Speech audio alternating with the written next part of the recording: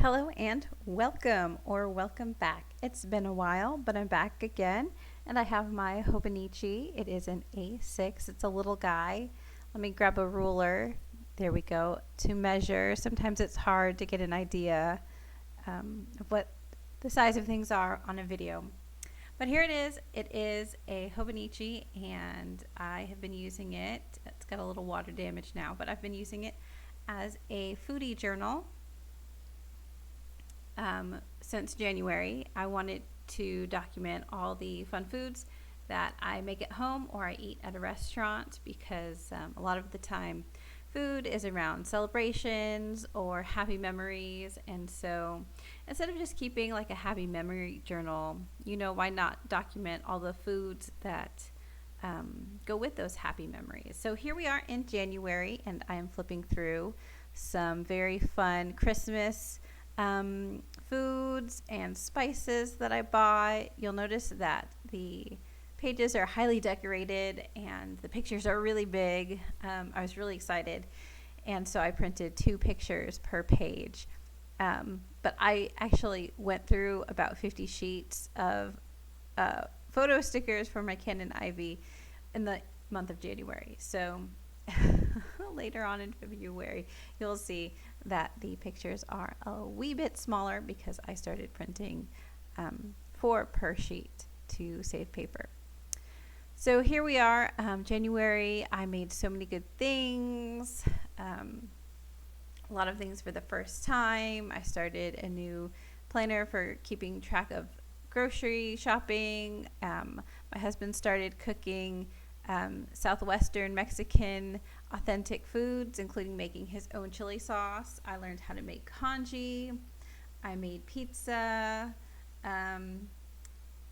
We made lots of chili. Of course, January is still a little cold, so we were eating a lot of delicious warm foods. All right, this looks like February. I eat a lot of avocado toast, and I never really realized it until I was flipping through this journal. I regularly eat avocado toast. I thought it was just an occasional thing, but no, it happens more than that. Okay, there's some chocolate from Aldi. If you've never been to Aldi, go and buy their chocolate. This was the coffee and raisin chocolate. I didn't like them, but their milk chocolate, dark chocolate, is great. I made a bad loaf of bread and some cool Hello Kitty cookies. They were peanut butter cookies. So I also make fun of myself. I was doing this walkthrough on Instagram, but I'm doing a voiceover here on YouTube. But the thing is, I sometimes go all out and I make really fancy food like these cookies, or sometimes I eat what I call peasant food, which is just, like some weird leftovers that don't make sense together. But, it's okay.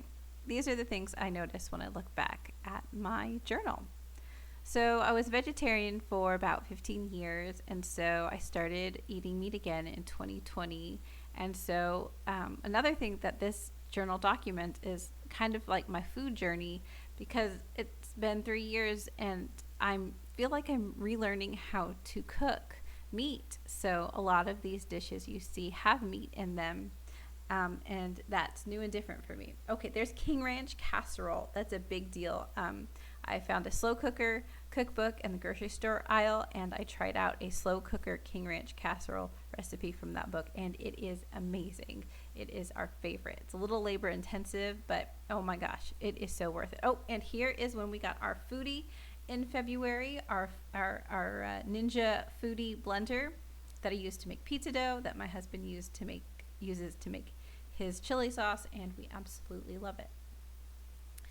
So let's see. Some pages you're starting to see in February are looking a little light with the decoration. See, this is where I decorated ahead of time, and I just kind of lost touch. I stopped taking photos. Okay, so here is a food prep day. We cooked a lot on this day. Again, that King Ranch casserole, and in this instance, my husband decided he was going to make green chilies for me instead of using canned green chilies, and it turned out so good. So he roasted them and put them again in the blender and made that green chili it's not a sauce, but it's just green chilies, diced green chilies.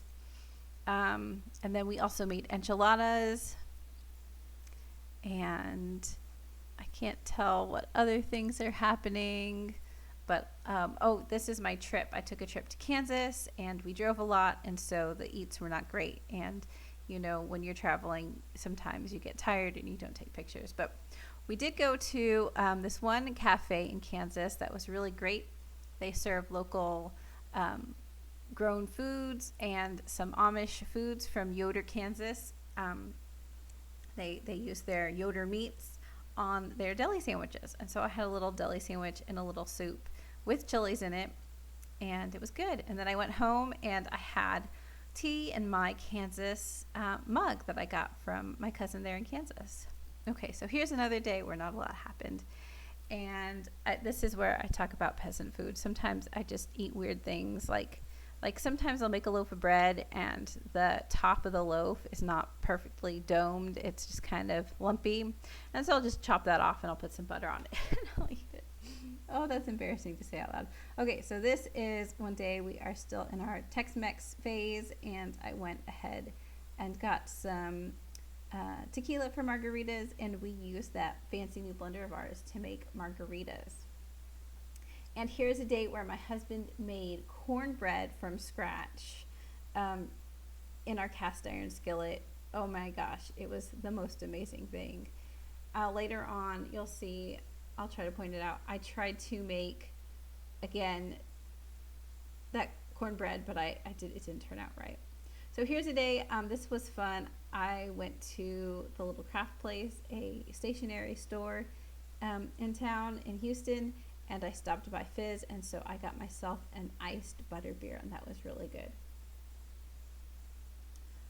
Okay, nothing interesting really happened here. This is the last of February, and it looks like we are moving into March. So here we are. Oh, but why are we going back? So I guess I'm trying to compare some things. But here we are in March, and this is when we made a bunch of stacked enchiladas with our homemade blue corn enchiladas. So those were really hard to make, but they tasted really good. So instead of rolling them up, you kind of stack them on top of each other like little lasagna, and it's really fun because you get a personal sized enchilada, you know, like a personal sized pizza, which is what I'm explaining here. So the next day I also tried to make cornbread, blue cornbread from blue corn masa, and I messed it up. I added way too much salt. It slipped, and I thought I, fished out enough, but no, it was not good. So anyway, we had chili, and it was really cool because we weren't sure what do you want to have. I don't know, what do you want to have? And so my husband helped me make the best chili I think we've ever made together. He added bourbon and brown sugar, and it was amazing. And so the following day, I made some ramen, and I was so fancy. I had my fancy ramen bowls, and I made the eggs perfectly, which, for somebody who's trying to learn how to cook eggs and meat again, it's kind of amazing that I made the perfect ramen egg. And then here we are at the end. So it is March 5th today, and don't ask me what's for dinner. That's in my other planner, but you can see how chunky my planner is and all the stuff that I keep in my planner. That's currently wet because I noticed that there's a little water damage. But that is all for now. Thank you so much for watching. If you like this video, please subscribe, and I will try to have more infrequent random planner videos for you in the future. Thank you so much. Bye.